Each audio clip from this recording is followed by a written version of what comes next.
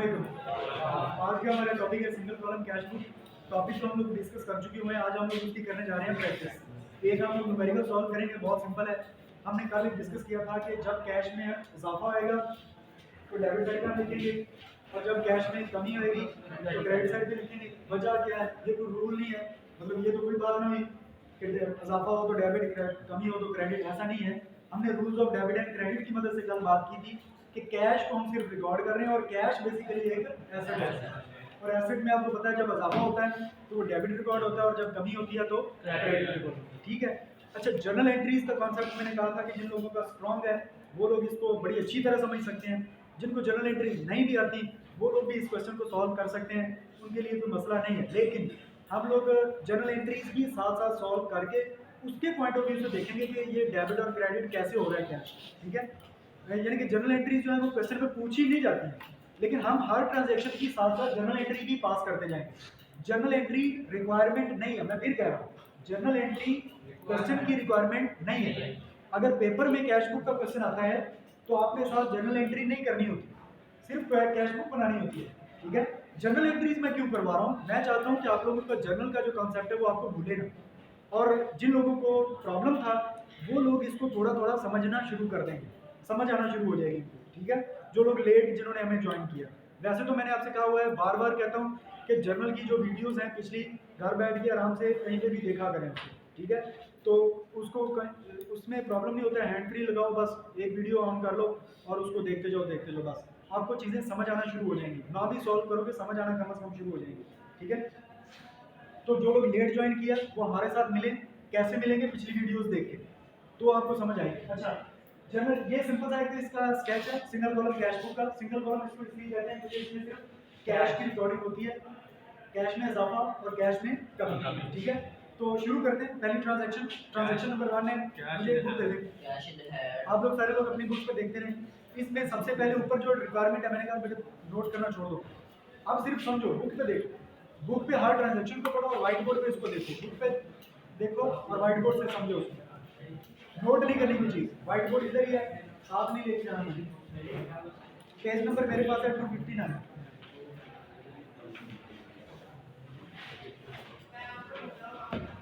हाँ जी, शुरू करें। अच्छा देखिए, प्रॉब्लम नंबर 1 है, enter the following transactions in a single column cash book of Irfan.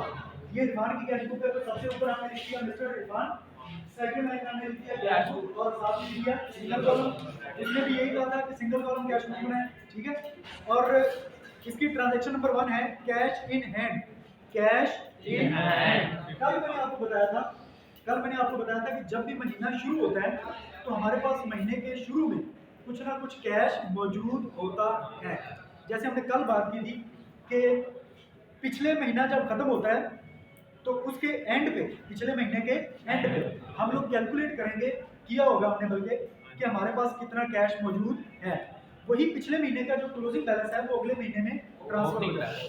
अब हमने जब ये वाला महीना शुरू हुआ है, ये जो हमारा क्वेश्चन है, इसमें सबसे पहली ट्रांजैक्शन उसने बताई कैश इन हैंड, यानी कि हमारे पास कैश कितना मौजूद है। ठीक है। हमारे पास पहले से कैश कितना मौजूद है। जो कैश आपके पास मौजूद है उसको अब आप कहाँ पे लिखेंगे? डेबिट साइड पे लिखेंगे या क्रेडिट साइड पे लिखेंगे? कैश बेसिकली क्या चीज होती है? एसेट। तो एसेट्स का जो नॉर्मल बैलेंस होता है वो डेबिट होता है। अब ये नॉर्मल बैलेंस क्या चीज आगे देखो, नॉर्मल बैलेंस किसे कहते हैं?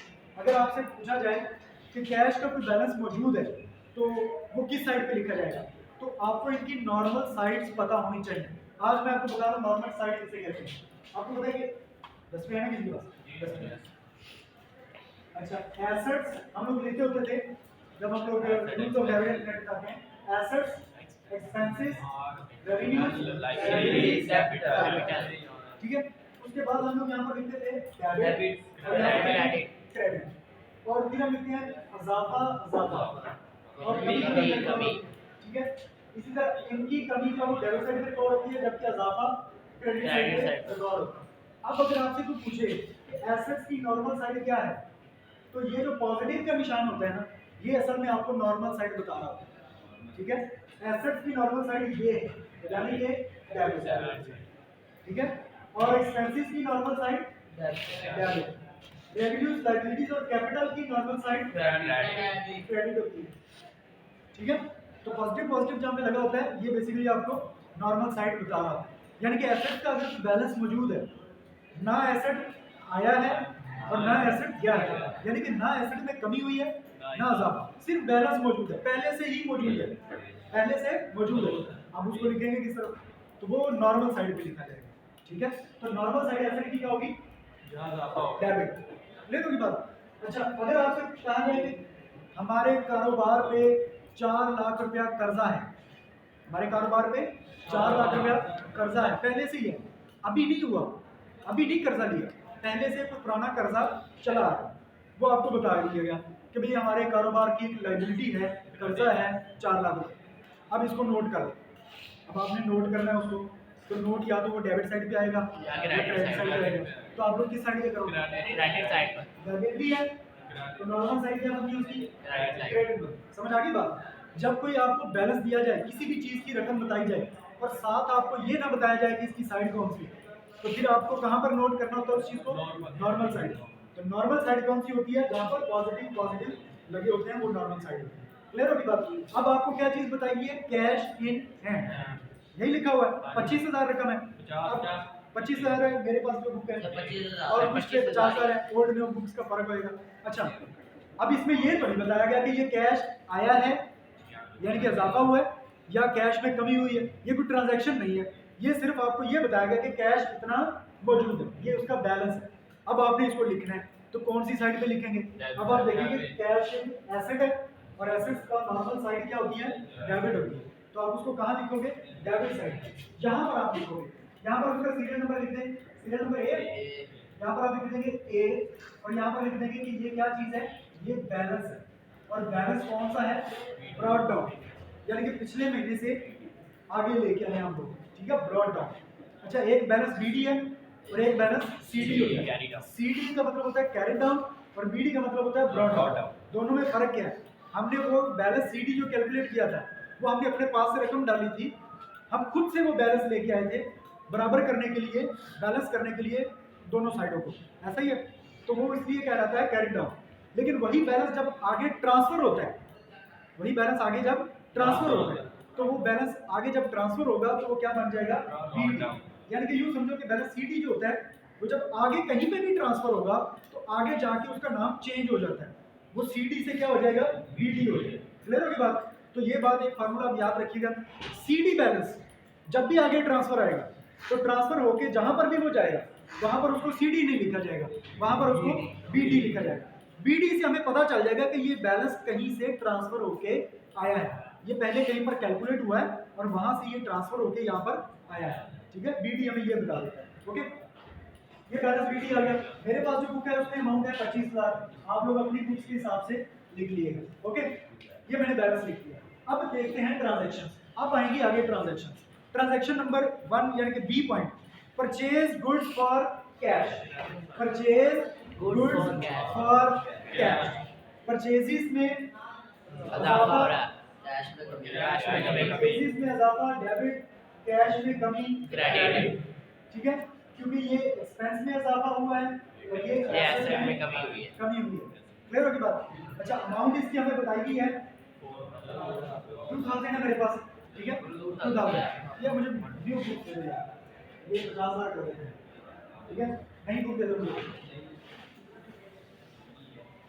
और परचेजेस की अमाउंट कितनी है, 4,000 यहाँ पे लिखा, 4,000 यहाँ पे लिखा, ये डेबिट ये क्रेडिट। अब जरा पोस्टिंग वाला कंसेप्ट याद है, पोस्टिंग हम लोग बना रहे हैं कैश बुक, और मैंने कहा था कि आपने सिर्फ देखना किसको है, कैश बुक, और कुछ लोग देखेंगे साथ में परचेजेस को, वो कौन होते हैं, मनुष्य को किसको देखते हैं। हालांकि हम बना रहे हैं कैश बुक। आप यूं समझो कि आप एक लेजर अकाउंट बना रहे हैं, ठीक है, आप एक लेजर अकाउंट बना रहे हैं और उसमें पोस्टिंग वो कौन सा लेजर अकाउंट है, कैश। ठीक है, आपने सिर्फ कैश की पोस्टिंग करनी है। अब जरा देखो, कैश क्रेडिट हो रहा है, क्रेडिट हो रहा है, ये 4,000 किधर जाएगा, क्रेडिट से। ठीक है, उसका रेफरेंस क्या आएगा, परचेज। यहाँ पर क्या आ जाएगा, परचेजेस परचेजेस अकाउंट रेफरेंस आ गया, यही होती है पोस्टिंग। और यहाँ पर इसकी डेट वगैरह इसकी नहीं है, इसका रेफरेंस इसका चल रहा है सीरियल नंबर। ओके, और मैंने आपको कहा था जरा सोचो, यहाँ पर लिखा हुआ परचेज गुड्स फॉर कैश 4000 रुपये, ऐसे ही लिखा हुआ ना, ट्रांजैक्शन में तो यही लिखा हुआ ना। अच्छा अब जरा सोचो, परचेज गुड्स खरीदी है तो कैश में कमी हुई है, और मैंने आपको क्या बताया था कि जब भी कैश में कमी होगी वो क्रेडिट साइड पे आएगा, और जब भी कैश में इजाफा आएगा डेबिट साइड पे रिकॉर्ड होगा। ये रूल इसी के मुताबिक ये सारी कैश बुक चलनी है। देख लेना अगली transaction, purchase typewriter for business 6000, typewriter खरीदा है। और अब मुझे सिंपली डायरेक्ट ये बताओ कि ये जो टाइपराइटर खरीदा है 6000 रुपये का, इससे कैश में इजाफा होगा या कमी होगी? इसको फिर किस साइड पे रिकॉर्ड होना चाहिए? रिकॉर्ड होना चाहिए। अभी हम इसको जर्नल एंट्री से देखते हैं बस, बाकी ऐसा होता है टाइपराइटर खरीदा, इजाफा किस में हुआ? एसेट में, टाइपराइटर में, यानी कि एसेट में। टाइपराइटर में इजाफा हुआ, डेबिट हो गया, कैश में कमी हुई, क्रेडिट हो गया। ये एसेट में इजाफा हुआ, ये एसेट में कमी हुई। 6000 डेबिट, 6000 क्रेडिट। अब पोस्टिंग करके देखो, कैश क्रेडिट हो रहा है तो 6000 किधर जाना है? क्रेडिट साइड में। रेफरेंस क्या आएगा? Typewriter account number C. तो हमने जर्नल एंट्री पास करने से पहले ही देख लिया था कि इस ट्रांजैक्शन में क्रेडिट साइड पे रिकॉर्ड होना है। ठीक है, अगली ट्रांजैक्शन देखें। अगली transaction number D, sold goods to Wasim for ₹2400 at the rate of 10% trade discount and cash received. Wasim को 2400 रुपए की गुड्स बेची हैं, लेकिन उसको डिस्काउंट भी दिया है, ट्रेड डिस्काउंट। ट्रेड डिस्काउंट उधर ही माइनस हो जाता है फौरन ही रकम में से, ऐसा ही है। अच्छा, माइनस हो जाएगा। ये डिस्काउंट वो वाला डिस्काउंट नहीं है, कैश डिस्काउंट की बात नहीं होगी, ये ट्रेड डिस्काउंट है। मैंने आपको ट्रेड डिस्काउंट और कैश डिस्काउंट पे एक पहले लेक्चर दे दिया होगा, अगर नहीं है याद तो उसको रिवाइज करके देख लेना। ठीक है, 2400 रुपए की चीजें बेची और एंड पे लिखा, अच्छा इसमें तो वसीम का नाम आया, वसीम आया ना, वसीम का नाम आया है, तो इसका मतलब है कि ये उधार ट्रांजैक्शन है। नहीं, यस, कैश भी लिखा हुआ है, एंड कैश रिसीव्ड, एंड पे लिखा हुआ है एंड कैश रिसीव्ड। वसीम को चीजें बेची लेकिन कैश भी वसूल किया, तो ये क्रेडिट ट्रांजैक्शन हुई या कैश ट्रांजैक्शन हुई? कैश ट्रांजैक्शन है। और मैंने आपको कल वाले लेक्चर में बताया था कि कैश बुक में सिर्फ कैश ट्रांजैक्शन ही आनी है। अगर ये होती क्रेडिट ट्रांजैक्शन उधार वाली, तो ना कैश में इजाफा होना था ना कमी होनी थी, उसमें इधर रिकॉर्ड ही नहीं होना था। ठीक है, डर गए आगे आएगी कोई ना कोई ट्रांजैक्शन ऐसी, फिर उस पर हम बहस करेंगे इस पे। फिलहाल तो हम लोग 2400 रुपए की गुड्स बेचते हैं। अच्छा मुझे ये बताओ, कैश में इजाफा हो रहा है या कमी हो रहा है? चीजें बेची हैं, कैश लिया होगा, इजाफा हुआ, इसका मतलब है कि ये ट्रांजैक्शन डेबिट साइड रिकॉर्ड होनी चाहिए, इधर आनी चाहिए, और यहाँ पर उसके अमाउंट आनी चाहिए। ठीक है, रेफरेंस क्या आना चाहिए? क्या बेचा है? गुड्स बेची, गुड्स बेचने उसको क्या कहते हैं? सेल्स। गुड्स बेचे तो क्या कहते हैं? सेल्स। रेफरेंस में क्या आना चाहिए? सेल्स। और अमाउंट 2400 रुपए आनी चाहिए या कुछ 2500?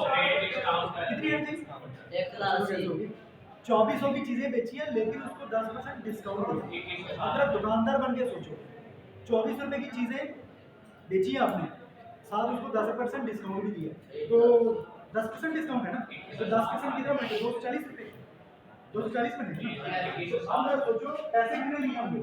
2400 रुपए की चीजें और डिस्काउंट कितना बना? 240 रुपए। अब कुछ लोग सोच रहे होंगे 240 कैसे बने? ठीक है, तो देखो ऐसे बने 2400 रुपए, 2 0 से 2 0 कट गई, 24 बच गया, और ऊपर क्या 10, 24 + 10, इस तरह बना डिस्काउंट। तो डिस्काउंट कितना दिया? 240। 2400 रुपए की मैंने चीजें बेची और मैंने उसको 240 रुपए छोड़ दिए। अब जरा सोचो फिर मैंने कैश लिया कितना? 0 में से 0, 10 में से 4 गया 6, 3 में से 2 गए 1 और 2160। इसका मतलब मैंने 24 रुपए की चीजें दी 240 रुपये इसको छोड़ दिए, फिर मैंने कैश कितना लिया 2140 रुपये, 2160 रुपये, ये मैंने पैसे वसूल किए। तो कैश कितना होना चाहिए 2160, ये होना चाहिए। अब देखो मैंने कोई डबल एंट्री नहीं पास की, मैं सीधा सीधा मैंने जुगाड़ लगा लिया क्या कि कैश में इजाफा हुआ है तो इधर आना है, जितना कैश में इजाफा हुआ वही आना है, और किस वजह से हुआ है वो इधर आ जाएगी। ठीक है, जिस वजह से हुआ वो वजह ही रेफरेंस होता है। ठीक है, अब सर इसको जर्नल एंट्री के तौर पे करके देखें क्या वाकई ऐसा हो भी सकता है कि नहीं, गलत तो नहीं कर दिया हमने। सेल वाली एंट्री हो रही है, गुड्स बेची तो एक तो हमारे सेल्स में इजाफा हुआ और पैसे लिए तो कैश में भी इजाफा हुआ। कैश में इजाफा डेबिट आएगा, सेल्स में इजाफा क्रेडिट होगा। क्यों? रेवेन्यू। सेल्स हमारा होता है रेवेन्यू और रेवेन्यू में इजाफा क्रेडिट होता है। Cash debit sales credit 2160। अब जरा प्रोसीड करके देखो, कैश डेबिट हो रहा है, डिस्काउंट नहीं आएगा भाई, ट्रेड डिस्काउंट है ये, क्या कर रहे हो? ट्रेड डिस्काउंट का फर्क अमाउंट पे होता है, उधर डिस्काउंट नहीं आता है, कैश डिस्काउंट होता है वो जो डेबिट क्रेडिट होता है। भूल गया कंसेप्ट? ये ट्रेड डिस्काउंट लिखा हुआ है और मैंने आपको क्या बताया था, ट्रेड डिस्काउंट का इफेक्ट किस पे होता है? अमाउंट पर। ठीक है, ट्रेड डिस्काउंट का इफेक्ट अमाउंट पे होता है, इधर वो अकाउंट के तौर पे नहीं आता डेबिट क्रेडिट। ओके, अच्छा 21 और 21 बार अब क्या डेबिट हो रहा है तो रकम किधर जानी चाहिए? डेबिट साइड पर। आगे डेबिट साइड और उसका रेफरेंस क्या होना चाहिए? सेल। आगे मेरे बात, हम दोनों तरीकों से यहाँ ट्रांजैक्शन को दो तरीकों से कर रहे हैं, डायरेक्ट वाला मेथड भी और जनरल एंट्री वाला मेथड। अगली एंट्री चेक करो, अगली transaction paid to mister Rehan ₹1500। Direct मुझे बताओ कि ये डेबिट आ रही है रकम या क्रेडिट?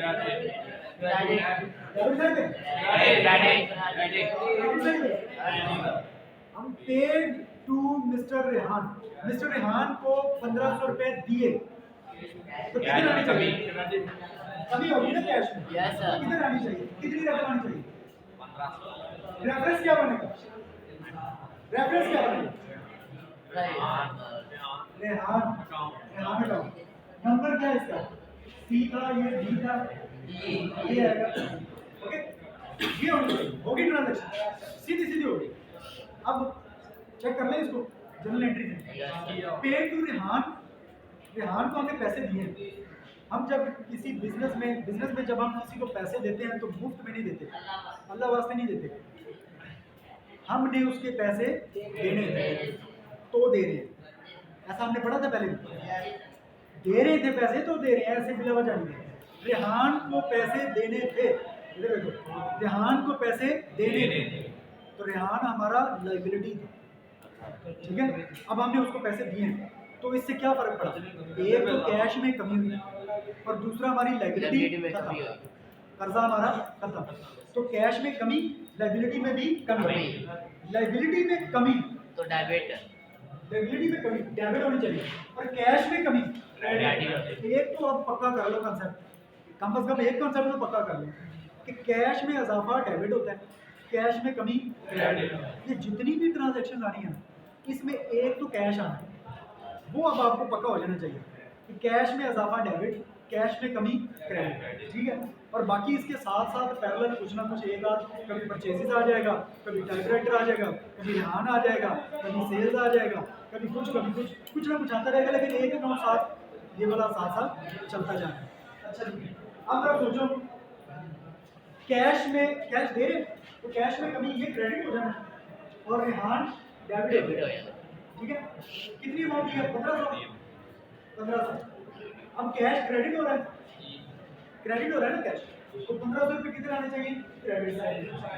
उसका रेफरेंस क्या है? ओके, समझ आ गई बात? अच्छा, अब मेरा काम हो गया था, मैंने 5 ट्रांजैक्शंस आपको 2 मेथड से समझाया। अब बाकी ट्रांजैक्शंस जो हैं वो मैं डायरेक्ट मेथड से इसको फिल करने लगा हूँ और आप लोग जब घर से क्वेश्चन करके लाओगे तो आप लोग ये कैश बुक बनाओगे with the help of journal entries. मैं नहीं चाहता आप लोग जर्नल एंट्रीज भूल जाओ। अगर जर्नल एंट्रीज भूल गए तो इसका मतलब है कि आईकॉम का स्टूडेंट जब जर्नल एंट्रीज भूल जाता है इसका मतलब है कि वो फौत हो चुका है, वो मर चुका है। डेथ हो चुकी है उसकी सिर्फ नब्ज चल रही है, हार्ट बीट चल रही है, नब्ज चल रही है, लेकिन वो मर चुका है। तो मैं नहीं चाहता कि वो लोग आप लोग मर जाए, मैं चाहता हूँ आप लोग जिंदा रहें। आप लोग इसकी जर्नल एंट्रीज रफ बना के लाओ, रफ करो, लेकिन जर्नल एंट्री इस तरह जैसे मैं कर रहा हूँ ऐसे करो, लेकिन जर्नल एंट्रीज होनी चाहिए। जनरल ना बनाओ, ऐसे ही पेज के ऊपर यूं लिखो, क्योंकि ये रिक्वायरमेंट नहीं है, लेकिन कॉन्सेप्ट नहीं मैंने बोलना। ओके, अब चलते हैं डायरेक्ट मेथड। हो गया टाइम, मुझे भी पता है। आगे चलो, cash sales, cash sales, cash पे कैश मिलता ही नहीं, कैश कैश में क्या हुआ, कैश में इजाफा हो गया है, डेबिट साइड का रेफरेंस सेल्स अकाउंट, और ये है जी receive from Ahmed and company, receive cash में इजाफा, रेफरेंस किससे आ रहा है, किस वजह से आ रहा है, Ahmad and company account G. Purchase stationery for cash, cash में परचेज स्टेशनरी स्टेशनरी खरीदी है तो कैश में कमी, क्रेडिट साइड में 1600 रुपये।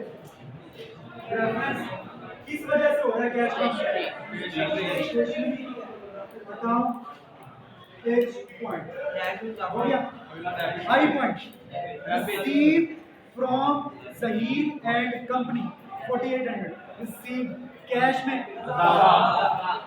सबसे वाली साइड पे आ जाओ, किस वजह से Zaheer and company account I point J point paid office rent, office का किराया दिया कैश में कभी वाली साइड पे आ जाओ 1000, किस वजह से जा रहा 1000, रेंट ऑफिस रेंट या खाली रेंट अकाउंट भी लिख सकते हैं, I J. Last point paid salary, cash में कमी 1500 रुपये, किस वजह से कैश में कमी हुई है, सैलरी अकाउंट के पॉइंट। ओके, अब जरा देखो बैलेंस सीडी निकालना है, इसका भी बैलेंस सीडी निकालना होगा, बैलेंस सीडी निकालना है, डेबिट साइड इसकी ज्यादा है 50,000 ये कैलकुलेट करना, डेबिट साइड मुझे ज्यादा है क्योंकि इधर बहुत बड़ी रकम है 50,000, ये साइड कम है,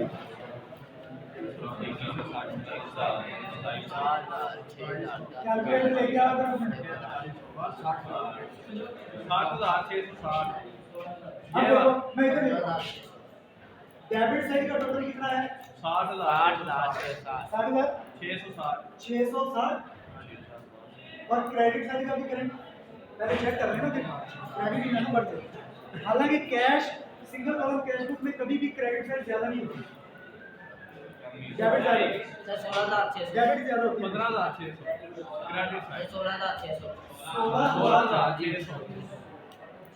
डेबिट साइड ज्यादा। अंदर देखो जरा, जिन लोगों को बैलेंस सीडी का नहीं पता चलता ध्यान से देखो, ये साइड का टोटल ज्यादा है, जो ज्यादा होता है वही दोनों साइडों के टोटल आना चाहिए, ये टोटल है 60,600, इधर भी हमने 60,660 रुपये टोटल बढ़ाना है, लेकिन ये साइड कम है, अब इनका फर्क देखो, यही तो फर्क निकालो 44,060 ये फर्क आ रहा है, इसका मतलब इधर हमें पैसे डालने पड़ेंगे 44,060, ये हमने अपने पास से डाल, आप टोटल करोगे तो वो 60,660 हो गया पूरा, इसको कहते हैं बैलेंसिंग, और ये जो हमने अपने पास से रकम डाली है इसे कहते हैं बैलेंस सीडी डीडी कोई मुझे ये बता सकता है कि ये बैलेंस सीडी जो है 44,060 इसका क्या मतलब है,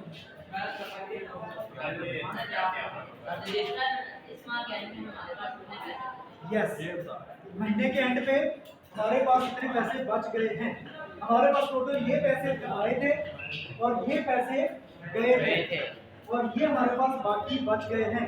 अब अगला महीना जब शुरू होगा तो यही बैलेंस आगे ट्रांसफर कर दिया जाएगा और अगली कैश बुक में ये बैलेंस जाके बन जाएगा बैलेंस बीडी। ये सीडी है, अगली कैश बुक में ये बन जाएगा बैलेंस बीडी। और लिखा कौन सी साइड पे जाएगा? डेबिट साइड पर। ये साइड फिर इधर आ रहे हैं, डेबिट साइड पे चला normal side. Normal side. Okay जी, थैंक यू वेरी मच, अल्लाह हाफिज़।